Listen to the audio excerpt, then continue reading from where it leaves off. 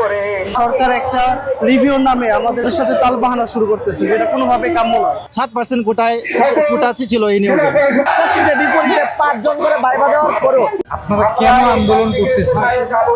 আমরা আন্দোলন করছি হচ্ছে আমাদের সদ্য নিয়োগপ্রাপ্ত 2025 সালে যে নিয়োগ হয়েছে ওইটার সব কিছু কার্যক্রম কমপ্লিট হয়ে গেছে, কিন্তু এখন আমরা নিয়োগপত্র হাতে পাই না। তো আমরা আমাদের নিয়োগপত্র হাতে পেলে আমরা আমাদের কর্মসূচি স্থগিত করব। আগে যতগুলো নিয়োগ হয়েছে প্রত্যেকটাতে 1:3 তারা ভাইবা নিছে, কিন্তু এবারে প্রথম 1:5 আমরা ভাইবা দিয়েছি।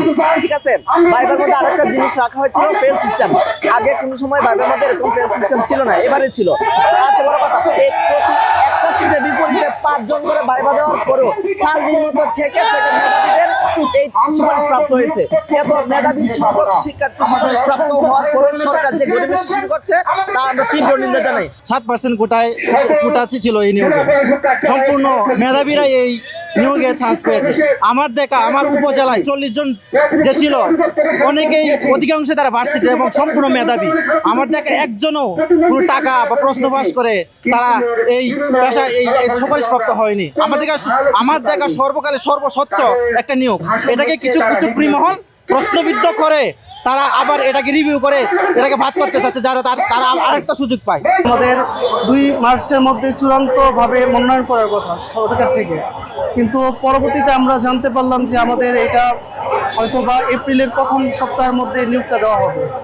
তো এরপরে সরকার থেকে আবার একটা নোটিশ আসলো যে আমাদের বদলিজনিত একটা সমস্যা হচ্ছে, কিন্তু পরবর্তীতে আসলে আমরা জানলাম যে ওয়েবসাইট থেকে এবং বিভিন্ন মহলে আসলে এগুলো কিছুই হচ্ছে না। আসলে আমাদের সাথে মানে সরকার একটা রিভিউর নামে আমাদের যারা এখানে 14,384 জন শিক্ষক যারা এখানে আজকে আসছে, তো তাদের সাথে তালবাহানা শুরু করতেছে, যেটা কোনোভাবে কাম্য নয়। এখানে আমাদের রাস্তা অবরোধ করার মতো তেমন কিছু করি নেই আমরা। রাস্তা অবরোধ করার মতো কিছু না, শুধু আমরা আমাদের দাবি আদায়ের জন্য আপনি হয়তো বুঝতে পারবেন যে একটা নিয়োগপত্র পাওয়ার পরে আমি কিন্তু আরেকটা জবেও ইনভলভ ছিলাম, সেখান থেকে সাইডে দিয়ে আইসা এই প্রাইমারিতে যোগদান করব। সো যখন এই পর্যায়ে থাকে তখন একটা মানুষের মানসিক যে একটা টর্চার সেটা হয়তো আপনারা জানেন। তো আমরা মনে করি যে সাধারণভাবে যে অবস্থান কর্মসূচি আমরা দিয়েছি, এটা শান্তিপূর্ণ যে একটা কর্মসূচি দিয়েছি, এটা সরকার বা জনগণের কোনো ব্যাহত হবে না বলে আশা করি। সরকার যেন আমাদের দ্রুত নিয়োগপত্র দিয়ে আমাদেরকে স্কুল শ্রেণীকক্ষে পাঠায়। যতই আমাদের সম্পর্কে প্রভাকাণ্ডাচারণ জালিয়াতি করা হয়েছে, ডিভাইস পার্টি বিভিন্ন জালিয়াতি আমাদের মাধ্যমে আমাদের অঙ্ক বলা হয়। আপনি তো জানেন আমরা মেধার মাধ্যমে পড়াশোনা করে মেধার মাধ্যমে আমরা চাকরি পেয়েছি। এই পড়াশোনা করতে আমাদের কত কষ্ট হয়েছে। আমাদের সাথে অনেক মানুষ এদিকে সেদিকে ঘোরাফেরা করেছে। আমরা এদিকে সেদিকে ঘোরাফেরা না করে রাতে না ঘুমিয়ে আমরা পড়াশোনা করেছি।